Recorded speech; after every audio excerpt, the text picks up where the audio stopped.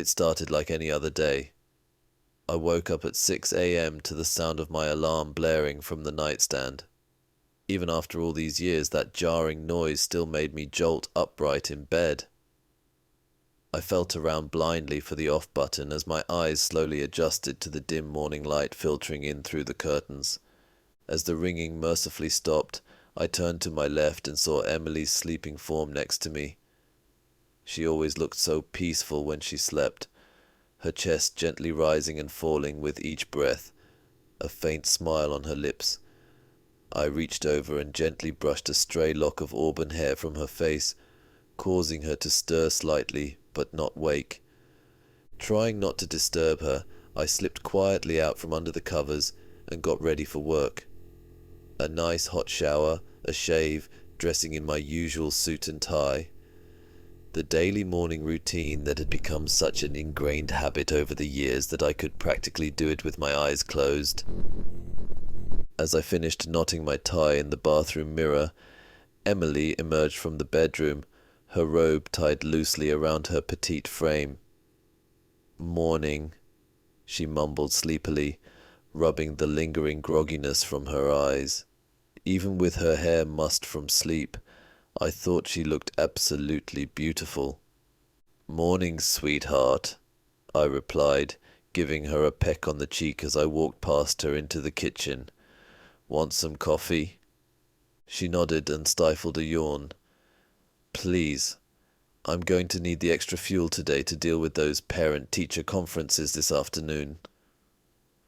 While she showered and got ready for her own day at the elementary school where she taught second grade, I brewed a fresh pot of coffee and scrambled some eggs, making sure to leave half for her. No matter how rushed the mornings could get, we always made sure to have breakfast together. With her in her usual pencil skirt and flowery blouse, and me in my standard suit and tie, we must have looked like every other average suburban couple heading off to our jobs in the city. But to me, Emily was anything but average. She was the most caring, compassionate, and beautiful woman I had ever met. Just being around her brightened my day in a way nothing else could. We hugged and shared a lingering kiss at the front door before parting ways, her to her Toyota Prius and me to my Ford Taurus. As I pulled out of the driveway and merged onto the quiet tree-lined street, I caught one last glimpse of her in my rearview mirror before she disappeared around the corner. Little did I know at the time, that would be the last sight of her I would have for a very long time. The rest of my day passed by in an uneventful blur, like most days at the office.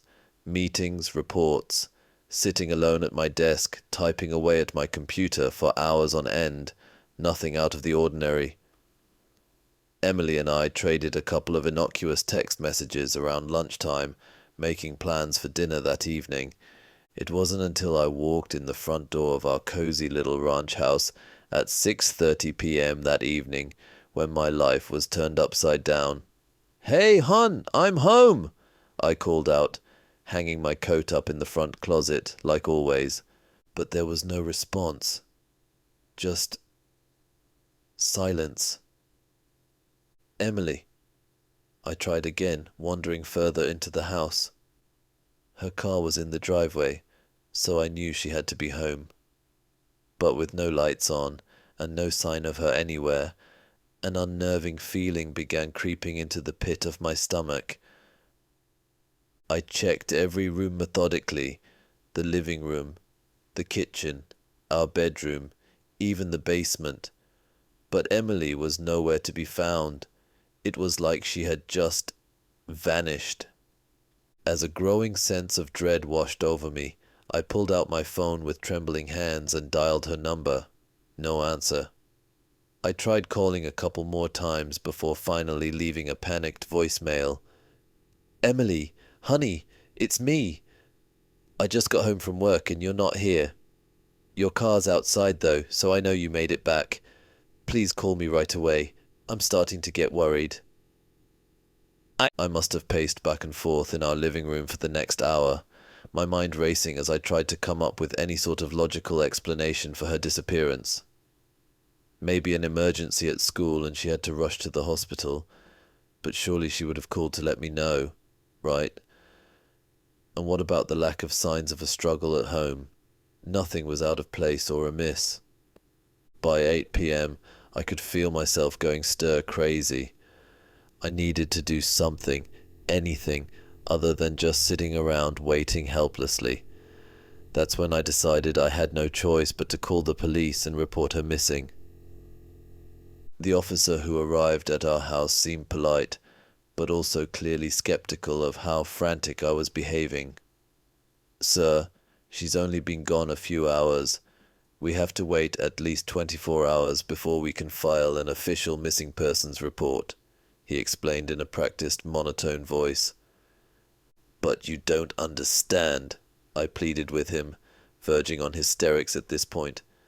"This isn't like her at all. Emily would never just take off without telling me. Something isn't right here." The cop just shrugged and reiterated that there was nothing more he could do at that point. He advised me to notify my other family members and her loved ones in case she reached out to any of them. Then he said the one thing that made my blood run cold. "If she's still not back home by this time tomorrow, then we can start looking into it further." With no other choice, I spent a sleepless night tossing and turning in bed, unable to stop replaying all the horrific worst-case scenarios in my head. What if she had been abducted, or gotten into a car accident, or any other terrible fate I couldn't even bring myself to verbalize? I finally gave up trying to sleep around 4 a.m. and just sat on the couch in the dark living room, staring vacantly at my phone as if willing it to ring or light up with some communication from Emily. Dawn couldn't come soon enough.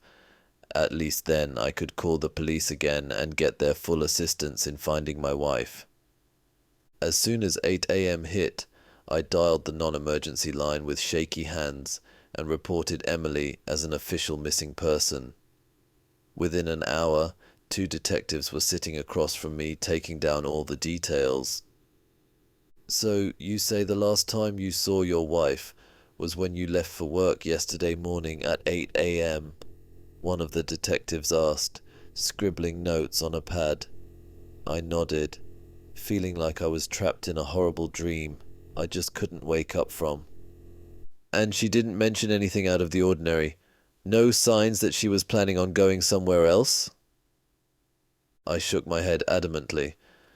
"No, absolutely not.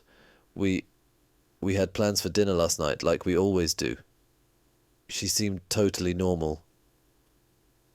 The 2 detectives exchanged a look before the other one spoke up in a gentle tone. "I need to ask you this, sir. Is there any chance your wife could have decided to leave on her own? Maybe problems at home that we're not aware of?" "What?" "No, of course not," I shouted, unable to control the anger rising in my throat at such an absurd insinuation. "Emily and I love each other more than anything. Our marriage is goddamn perfect, I swear." Even as I said it out loud, though, a nagging little voice in the back of my mind couldn't help but wonder if there was some truth there I was oblivious to. They proceeded to ask me a million other questions about Emily's life, our relationship, mutual friends, places she liked to go. Had she acted strangely at all in the days leading up to her disappearance? Any problems at work, financial troubles, possible enemies who would want to hurt her? I racked my brain, trying to come up with anything useful, but kept coming up empty. After what felt like an eternity, the detectives thanked me for my cooperation so far and said they would start a full investigation right away, interviewing our friends and families, checking phone records and financials, putting out an all-points bulletin for her vehicle, etc. "We'll do everything we can to find your wife and bring her home safe, Mr. Peterson," one of the detectives had said, with what I could only hope was heartfelt sincerity. But as the hours turned into days, and the days into weeks without any updates or leads, that initial glimmer of hope began to dim. It seemed like everyone I knew was grilled about the most intimate details of my life with Emily, friends, co-workers, her fellow teachers, even her own parents. But no one could provide any concrete clues as to what happened or where she could have gone.